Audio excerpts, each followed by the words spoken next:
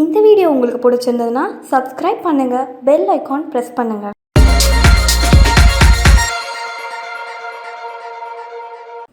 வணக்கம் நேயர்களே, இன்னைக்கு நான் உங்களுக்கு கார சட்னி செஞ்சு காட்ட போகிறேங்க. வாங்க பார்க்கலாம் அதுக்கு என்னென்ன தேவைன்னு. ஒரு 5 தக்காளி எடுத்துக்கிட்டேங்க.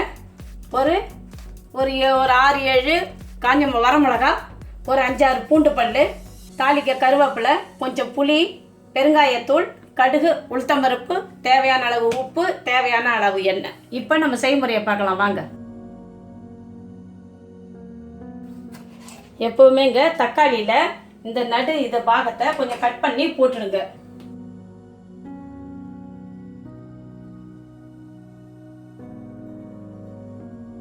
இது இட்லி, தோசை இதுக்கெல்லாம் ரொம்ப அருமையாக இருக்குங்க சாப்பிட்றதுக்கு. இதெல்லாம் அதிகமாக செட்டிநாட்டு பக்கம் தான், அதிகமாக ஹோட்டலுங்களை பார்த்தீங்கன்னாக்கா இந்த கார சட்னி அந்த இட்லி தோசை வைக்கக்குள்ள கண்டிப்பாக சாம்பார் தேங்காய் சட்னி இருக்கும்போது இந்த கார சட்னி கண்டிப்பாக இருக்குங்க. இப்போ நான் இந்த எல்லாத்தையும் ஜாரில் போட்டுக்கிறேன்.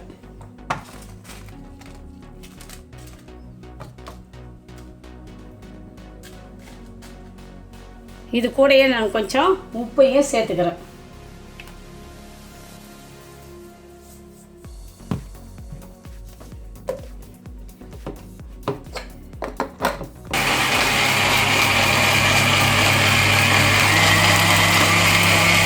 இப்போ நம்ம என்ன செய்யலாம், ஒரு கடாயை அடுப்பில் வச்சு அடுப்பை பற்ற வைக்கிறோம்.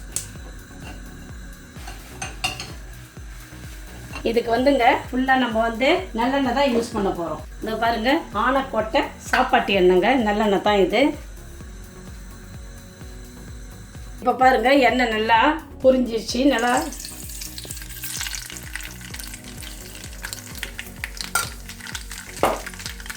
வாசனைங்க, கமன்னு வருதுங்க, நல்லெண்ணெய் வாசனை.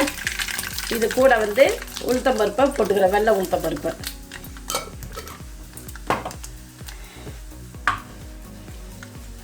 இந்த பாருங்க நல்லா செவந்து வருது. இந்த நேரத்தில் நான் என்ன செய்கிறேன், கொஞ்சம் பெருங்காயத்தூள் போட்டுக்கிறேங்க. அப்படியே இந்த தங்கத்தை கிள்ளி போடுறேங்க. எந்த தங்கம்னு கேட்குறீங்களாங்க? கருவேப்பிலை தாங்க எங்களுக்கெல்லாம் தங்கம்.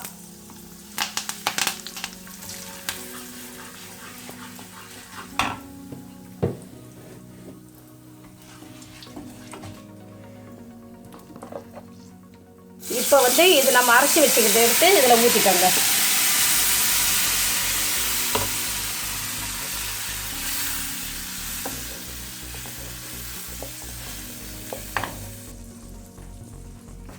கொஞ்சோண்டு ஒரு சொட்டு தண்ணி, அவ்வளோதாங்க.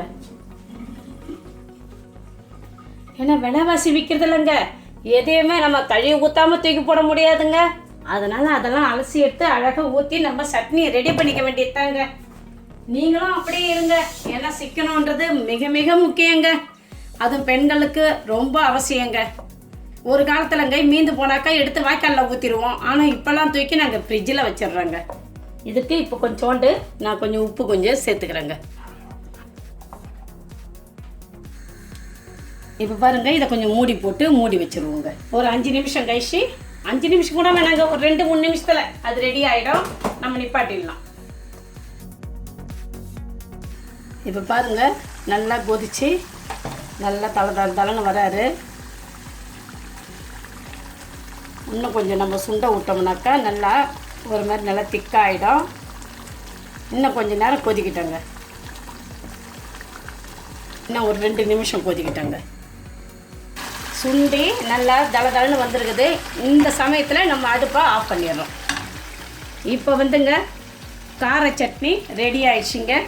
இதில் வேணுன்னா நீங்கள் காருனாக்கா கொஞ்சம் நல்லெண்ணெய் கொஞ்சம் ஊற்றிக்கலாம், வேணான்றவங்க விட்டுடலாம். ஆனால் இதுவே திட்டமாக தான் இருக்குது. நான் கொஞ்சோண்டு உங்களுக்காக ஒரு சிட்டிக்கு ஊற்றி காட்டுறேங்க. இப்போ பாருங்கள், இந்த எண்ணெயெல்லாம் திரண்டு அழகாக மேலே வந்துடுச்சு பாருங்கள். இந்த கார சட்னியை தொட்டு நீங்கள் 10 இட்லி கூட சாப்பிட்லாங்க, 10 தோசை கூட சாப்பிட்லாங்க. அவ்வளோ ருசியாக இருக்கும். நீங்கள் செஞ்சு சாப்பிட்டு பாருங்கள்.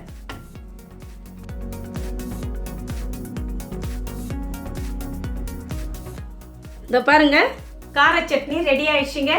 இது உங்களுக்கு ரொம்ப பிடிக்கும். இதுக்கு தேவையான பொருட்கள் தக்காளி, வரமிளகாய், பூண்டு, கருவேப்பிலை, தாளிக்கிறதுக்கு கடுகு, உளுத்தம் பருப்பு, நல்லெண்ணெய் ஊற்றி செய்யுங்க. தேவையான அளவு உப்பு, இவ்வளோதாங்க. இதை செஞ்சு பாருங்கள், உங்களுக்கு ரொம்ப பிடிக்கும்.